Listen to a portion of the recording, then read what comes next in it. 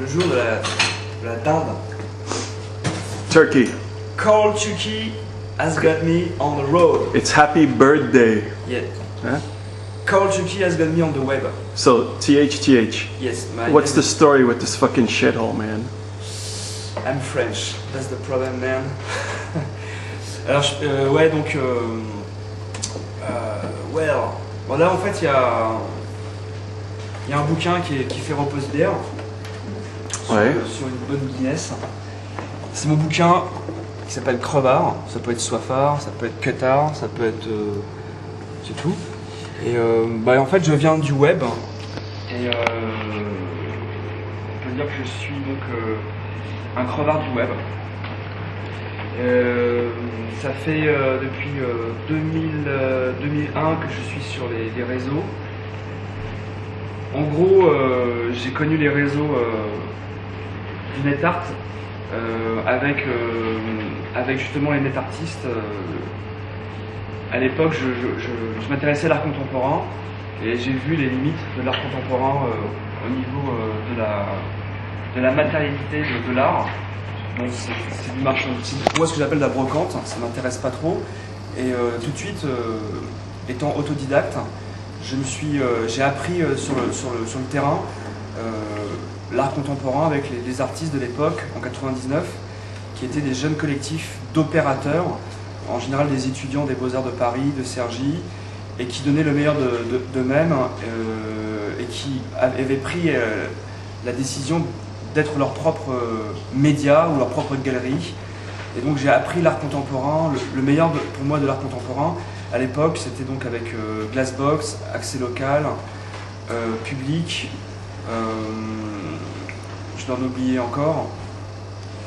Et c'était vraiment intéressant parce qu'il y avait des processus en cours, donc des mots qui sont déjà un peu périmés au niveau de l'histoire de l'art, mais qui ont une réalité et un fort impact sur le spectateur, qui devient acteur, qui sont donc les workshops, les performances, les happenings, tous ces mots un peu désuets, un peu obsolètes, parce que l'histoire de l'art a toujours besoin, est très cannibale sur les termes.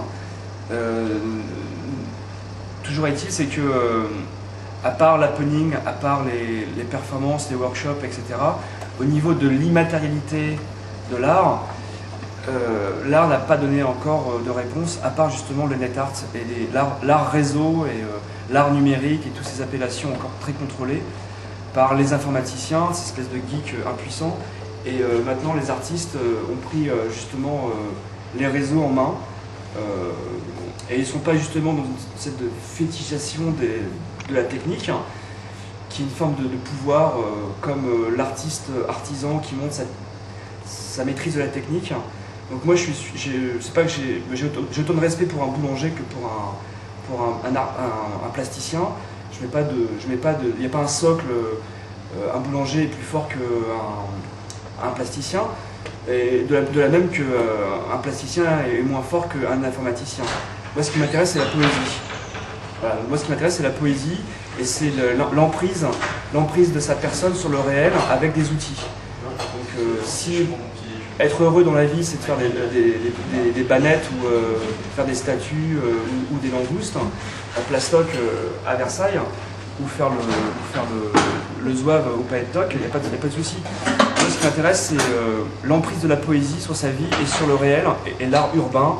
Et comme je disais tout à l'heure, on parlait de l'art urbain.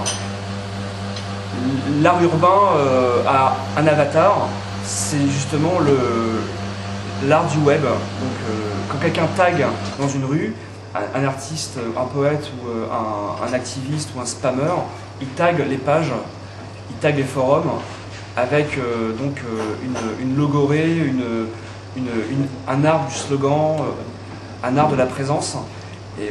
Et en cela, donc, c'est vrai que je préfère intervenir sur les deux champs, l'espace urbain et l'espace du web. Donc tout ça, c'est beaucoup de choses, beaucoup de choses qui se mettent en branle. And with regards to your book, I refer to the subtitle. Yeah. What's the problem with Philippe Solers? Et ben, Solers, c'est en fait c'est un clin d'œil en fait. Donc mon bouquin est sous-titré Baise Solers parce que je savais pertinemment que ce livre n'allait pas se vendre parce que il n'avait pas une forme littéraire commerciale comme certains artisans du roman de gare. Donc je savais très bien ce que je faisais au moment où je l'écrivais. Je ne savais pas qu'il allait être publié. Donc c'est un éditeur, donc les Caméras Animales, les frères Richard. Ils m'ont vraiment cassé les couilles pour que je publie donc ma prose dégénérée, donc qui est à base de textos, de SMS et de langage pourri quoi, rotten, pour effectivement constituer un best-sellers, donc un anti-best-seller. J'en ai vendu là aujourd'hui, j'en ai vendu combien, 187 avec Christophe Ducamp qui m'en achète un et qui s'en sert comme repose-bière. Je trouve ça totalement juste. Et par rapport à Solers, donc c'est un jeu de mots d'abord. Qu'est-ce qui rimait avec best-seller, donc seller, Solers.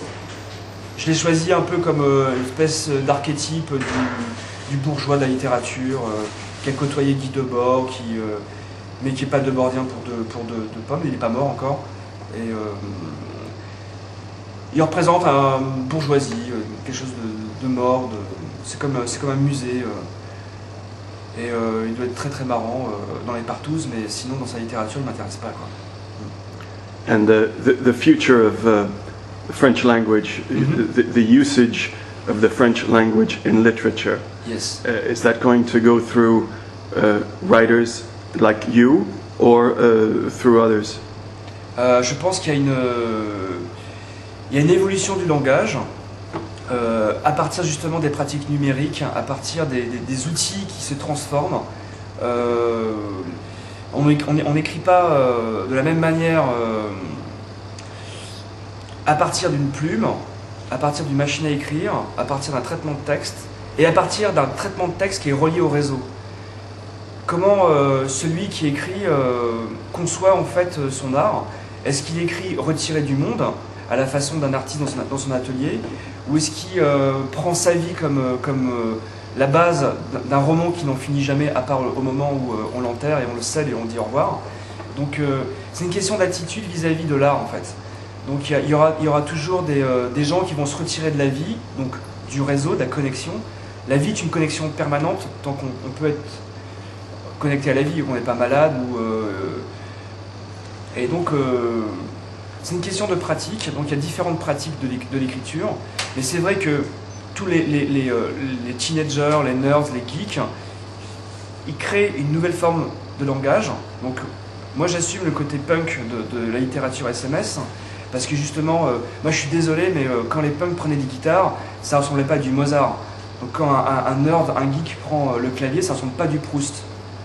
Donc on accepte, on n'accepte pas, on aime, on n'aime pas. Moi je m'en bats les couilles. Tout ce que je sais, c'est que je suis plutôt en connexion avec cette communauté qui désarticule à la manière des surréalistes, des dadas et des poètes belges, comme Clément Penseur, comme donc les Burroughs et les Kerouac, etc. En France et dans le monde entier, on a l'avènement de la mort de la langue dite classique, et ça fait déjà un bail, hein, j'invente rien. Donc ça dépend en fait de la pratique de l'artiste.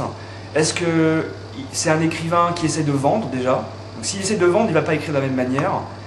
Et si son style c'était un coup de marketing, certains y réussissent très bien, comme Houellebecq, d'autres le font plus ou moins savamment, mais ils n'ont pas la puissance commerciale d'un Houellebecq qui est à mon avis un cinéaste raté quand même, parce qu'il a fait un nanar. Donc à un moment donné l'artiste il faut qu'il se calme, il dit bon moi c'est le pain, moi c'est le plastoc, donc je parle des artistes plasticiens, ou c'est la littérature de roman de gare comme Houellebecq. À un moment donné il faut s'arrêter quoi, faut pas essayer de péter plus que son cul, parce qu'à un moment donné le style, la forme te rappelle que tu es un crevard de la forme de ce que tu essayes d'accéder au panthéon de je sais pas quoi.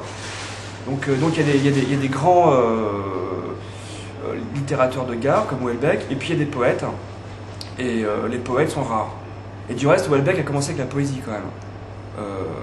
rester vivant, ces choses-là que je respecte profondément, c'était de la poésie. Ensuite, il a voulu faire du cinéma, donc il a écrit du scénario. Et ensuite, les poètes, il y en a quelques-uns qui existent et que j'apprécie. Dans la poésie contemporaine, qui est pour moi de la littérature, la poésie est une forme, c'est une espèce de... pour moi, bon, la poésie, c'est la forme la plus délivrée de la forme, en fait. Il n'y a pas d'histoire, il n'y a pas de personnage. Le poète est roi de son propre langage, et s'il y a un écho avec un public, c'est gagné. Moi, je sais que j'ai un écho avec quelques personnes, il n'y en a pas beaucoup, et il y a une sorte de connivence à reprendre des codes. C'est vrai que mon écriture est axée sur des codes, voilà. Et donc, dans la poésie contemporaine, dans la littérature expérimentale, j'aime bien quelques personnes, comme Charles Penquin, comme Sylvain Courtoux, comme Chloé Delhomme, donc c'est un peu difficile à trouver comme ça sur le comptoir. Mais il y a Christophe Fiat que j'aime bien également. Donc c'est des écrivains, mais ils ne choisissent pas de faire des romans pour payer leur loyer ou préparer leur retraite ou se payer des putes dans le 16e. Thierry, who else do you respect, admire, look up to in literature? Yes. Alors en fait, faut absolument que je parle d'un poète qui est mort. Parce qu'il faut, je pense, toujours défendre plus radicaux et radical que soi. Et donc je pense au poète qui s'appelle FP. FP, donc Frédéric Pontonnier, qui est mort dans une grange, je pense il y a à peu près 1 an. Je l'ai appris en surfant sur le web. Et donc FP a écrit pendant quelques années sur des bouts de papier dans l'espace urbain, et ensuite il était tellement crevard qu'il a écrit carrément dans la campagne, et il s'est barré de Paris, et sur les routes en fait il a écrit des poèmes. 2 éditeurs, dont un canadien qui s'appelle le Quaternaire, je crois, ont publié 2 ouvrages de FP, donc Frédéric Pontonnier. Le premier s'appelle White Trash Napoléon, et le deuxième s'appelle, si je ne m'abuse, Conquête du désastre. Et donc j'ai beaucoup de respect pour Frédéric. S'il était encore vivant et s'il m'entendait parler, il m'éventrerait à coup sûr, parce qu'il était assez retors, le garçon. Et voilà, donc il faut absolument qu'on s'intéresse à plus radical que soi, et j'en parle avec beaucoup de plaisir. Voilà. Puis sinon, je sais pas, off, on parlait de ce qui était éphémère. Tu parlais des femmes qui étaient éphémères. Je voudrais faire un petit geste pour parler des femmes. Donc une femme, c'est ça.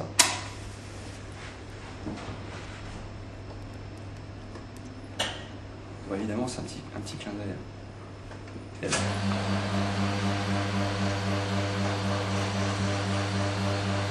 Et ça vaut pas 500 francs, ça. Ça brûle, par contre. Oui, ça brûle. It burns. Burns.